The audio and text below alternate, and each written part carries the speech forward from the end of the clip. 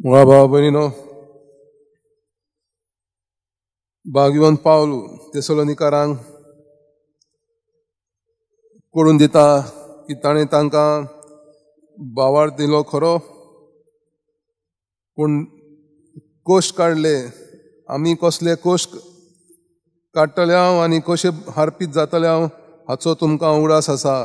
तुमकां कोणाकूच जोड जायना जावंक आमी तुमकां देवाचें शुभ वर्तमान परगोडटले हांव तेन्ना दीस रात आमी वावर करतले हांव.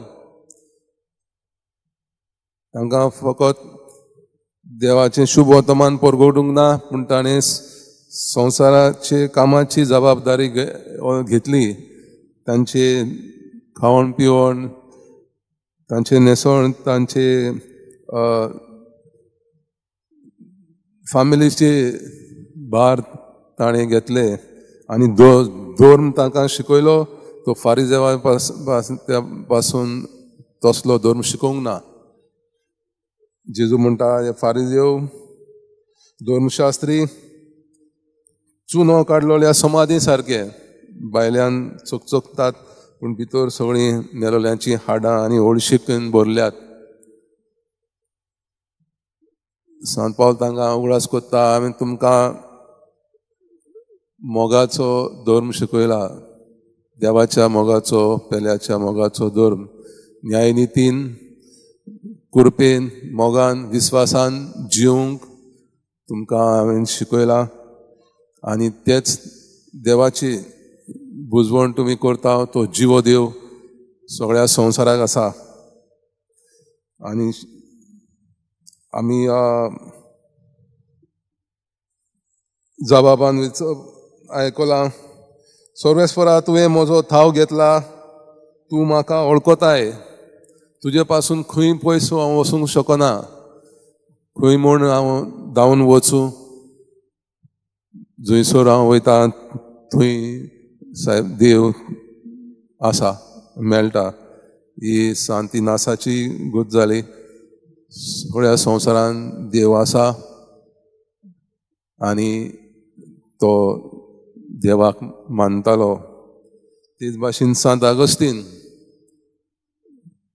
देवाक सोदून काडूंक वावुरता, पूण तो जे तत्वाक सांपडलेलो तें आस्तीक तत्व, जंयसर देव संवसाराचो रचणार न्हय म्हूण तो समजतालो.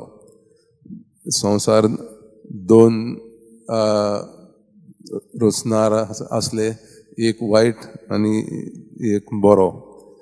तर असले वायटाक सांपडले आसतना एका वस्तुरीत हांवें ताचो संबंद आसलो आनी 15 वर्सां ते वस्तुरे बरोबर काजार न जाता तिचे हांवें संबंद दवरतालो. देखून ताची आवय दुकानी रोडटाली आनी ताका कातोलीक क्रिस्तांव जावंकच्या तिची खुशी आसली. जायत्या पाद्रींक बिस्पांनी ती मेळ्ळी आनी एका बिस्पान सांगलें आजून ताची तयारी ना देवाक मानूंक, ताका आनी वेळ जाय. आनी शेवटी ती ताच्या बरोबर आगुस्तिना बरोबर रोमान गेली, रोम शारान. तो आगुस्तीन हुशार भुरगो, व्हडलो भुरगो तिचो, आनी ताका रोमाच्या कॉलेजीन रेटोरीक शिकोवंक जाय आसलें. सो थंय ती गेली तेन्ना सांत आंब्रोजाक, बिशप सांत आंब्रोज तिका मेळ्ळो. तिणें ताचे लागीं विनोती केली आगुस्तिनाचे परिवर्तन करूंक, ताका कातोलीक क्रिस्तांव करूंक. आनी जायती वर्सां उपरांत, 18 वर्सां उपरांत, ती मागणें केल्ल्या उपरांत तिची खुशी देवान तिका दिली आनी सांत आगुस्तीन पाद्री जालो, इव्हेंच्युअली बिस्म साहेब जालो आनी देवाचे खरे भावार्थ बोरमाशाचे धर्म दुसऱ्यांक शिकयतालो. तो देव आमकां सोडिना. जितले पावटी आमी पातकान पडटा, वायट जिवीत जियेता, तितले पावटी ती आमची स्वखुशीन आमी जिवीत जियेता.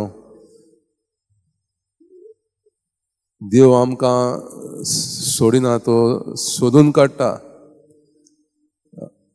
पूण आमी जितले फावटी देव आमकां सोदता, आपयता, आमच्या त्याच्या आपुरबायेचो पूत दू म्हूण सांगता, तितले फावटी आमी धारून काळजाचे देवा पासून पयस धांवता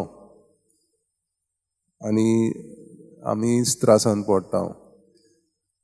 जितले फावटी आमी देवाक दूख दिता, पातकान पडटा, तेन्ना देव आमकां सोडिना, आमी देवाचेर शीण कोत्ता. पातक जावन आसा एका जशें एक पाडूक, नवें पाडूक दूद पिता आसतना आवयच्या उंट्याचेर धमकी मारून तिका वेदना जातात. त्या वेदनान ते दुखीन ओदीक दूद सोडटा. तेच भाशेन आमचें जिवीत देवाताय. जितले फावटी आमी पातक करता, देवा पासून पयस वयता, देवाक दूख भोगता, आनी ते दुखाच्या वळवळ्यांनी देव आमकां सोदूंक येता आनी आमकां बक्षिता आनी आपल्या मीत मेर नासलेलो मोग दिवन आमकां आपली भुरगीं कोत्ता. हे मनान धरून सदांच देवाच्या विस्वासान रावूंक, आमचें जिवीत ह्या संवसारान जिवंक देव आमकां सासणीक जिवीत बासायता.